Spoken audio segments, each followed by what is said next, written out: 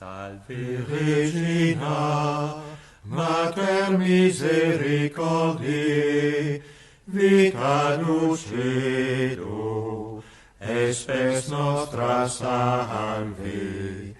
A te clamamus, exules filii Eve, a te suspiramus, gementes et flentes, in ac lacrimarum vale. Eia ego, advocata nostra, illos tuos, misericordes oscuros, ad nos converte. Et Iesum, benedictum fructum ventris tui, nobis post hoc exilium ostende. O clemens, o pia, o dulcis Virgo Maria. Au nom du Père, du Fils et du Saint-Esprit. Amen. La lecture de saint Alphonse est un commentaire du Salve Regina au chapitre 3e, ô notre espérance salue. De nous entendre saluer et acclamer Marie comme notre espérance, les hérétiques modernes ne le peuvent supporter. Dieu seul, disent-ils, mérite ce titre, et ils m'ont dit quiconque place son espérance dans la créature. Maudit soit l'homme qui met sa foi dans un mortel. Marie, s'écrie-t-il, est une créature, et comment une créature serait-elle notre espérance? Voilà ce que répètent les hérétiques. Malgré leur clameur, l'Église ordonne à tous les prêtres et à tous les religieux d'élever chaque jour la voix pour invoquer et bénir Marie au nom de tous les fidèles, sous ce titre si doux, notre espérance, espérance de tous les hommes. Il y a deux manières, dit saint Thomas, de mettre son espérance dans une personne, selon qu'on la considère comme cause principale ou comme cause intermédiaire. Ceux qui attendent quelque faveur royale l'attendent du roi comme souverain et du ministre ou du favori comme un intercesseur. Si la faveur est accordée, elle vient à titre principal du roi, mais par l'intermédiaire de son favori. Le solliciteur peut donc, à bon droit, dire de son intercesseur qu'il est son espérance. Le roi du ciel, étant de bonté infinie, désire extrêmement nous enrichir de ses grâces. Mais une condition est exigée de nous, la confiance. Afin d'accroître en nous cette confiance, il a fait de sa propre mère notre mère et notre avocate, et il lui a donné toute puissance pour nous venir en aide. Dès lors, c'est sa volonté que nous plaçons en elle notre espoir de salut et de tout bien. Assurément, ceux qui mettent leur espérance dans les créatures indépendamment de Dieu, comme font les pécheurs quand, pour acquérir l'amitié et la faveur d'un homme, ils en viennent à offenser Dieu, ceux-là sont l'objet de la malédiction divine, selon la parole du prophète. Mais ceux qui espèrent en Marie, parce qu'elle est la mère de Dieu, assez puissante pour nous obtenir toutes les grâces et la vie éternelle, ceux-là sont bénis de Dieu. Ils réjouissent son cœur, si désireux de voir exalter cette incomparable créature qui elle-même l'aima et l'honora durant sa vie plus que tous les hommes et tous les anges. C'est donc fort justement que nous appelons la Sainte Vierge notre espérance. Nous espérons, dit le cardinal Bellarmin, obtenir par son intercession ce que, par nos seules prières, nous ne pourrions obtenir.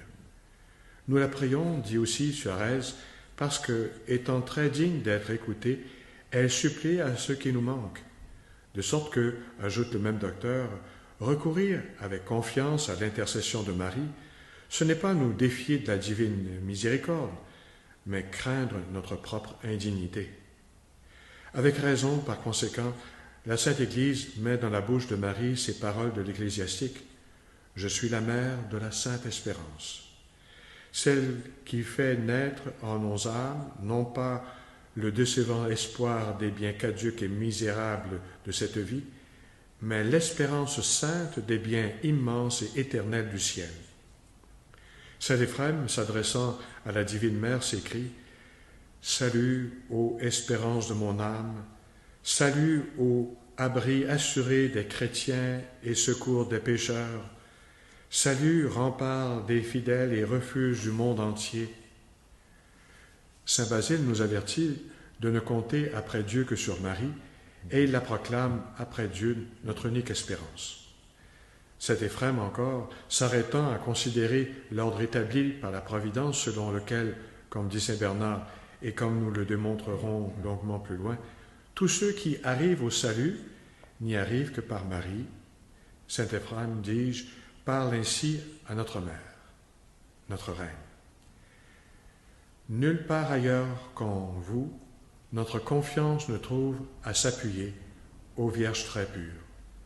À vous donc de nous garder en nous abritant sous les ailes de votre compatissante tendresse.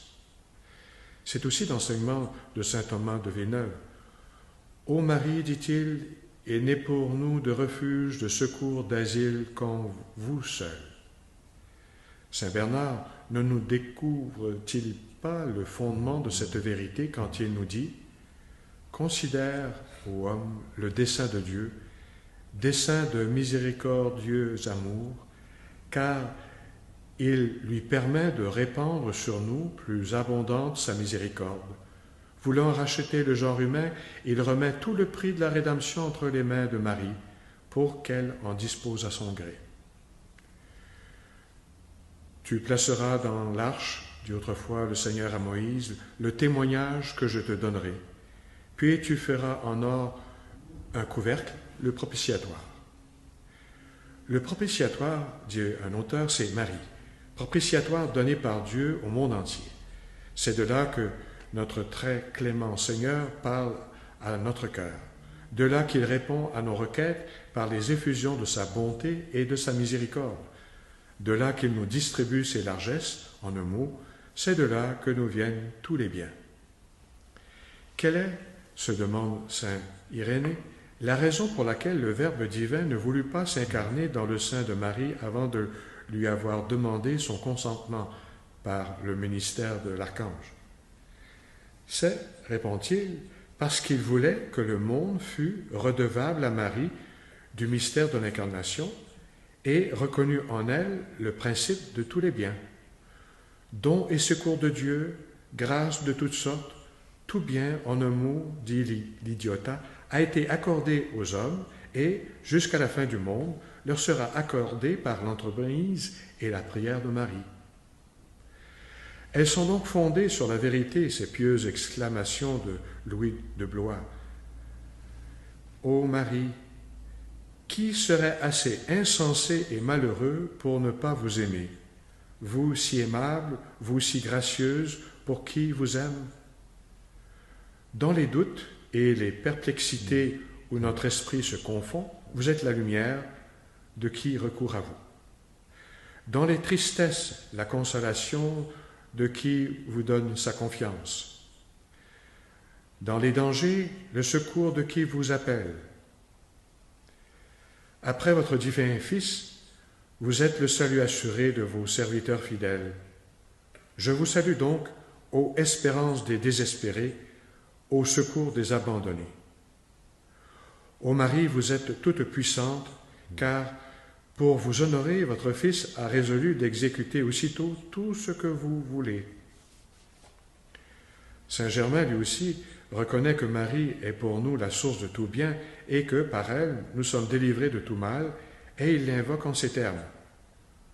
Vous, ô ma souveraine, et vous seule, vous êtes la consolation que Dieu m'a donnée, le guide de mon pèlerinage, la vigueur de ma faiblesse, la richesse de mon indigence, la guérison de mes blessures, le soulagement de mes douleurs, la fin de ma captivité, l'espérance de mon salut. Exaucez mes prières suppliantes, laissez-vous toucher par mes soupirs, ô Reine, ô ma Reine, refuge, vie, appui, espérance et force de mon âme. Tous les biens me sont venus avec elle. Ce texte de la sagesse, saint Antonin l'applique fort justement à Marie. Elle est, dit-il, la mère et la dispensatrice de tous les biens. Le monde peut donc le proclamer, et ceux-là surtout qui, dans le monde, s'attachent particulièrement à cette reine du ciel. À sa suite, et comme fruit de la dévotion qu'on lui témoigne, tous les biens ne peuvent manquer d'affluer. De là cette affirmation absolue de l'abbé de Celles, qui trouve Marie, trouve tous les biens, toutes les grâces, toutes les vertus, car la puissante intercession de la Divine Mère lui obtiendra tout ce qu'il lui faut pour devenir riche en trésors spirituels. La Sainte Vierge elle-même nous l'apprend. Avec moi, dit-elle, fortune durable et juste prospérité. Tous les trésors de Dieu, c'est-à-dire les divines miséricordes, un héritage à ceux qui m'aiment.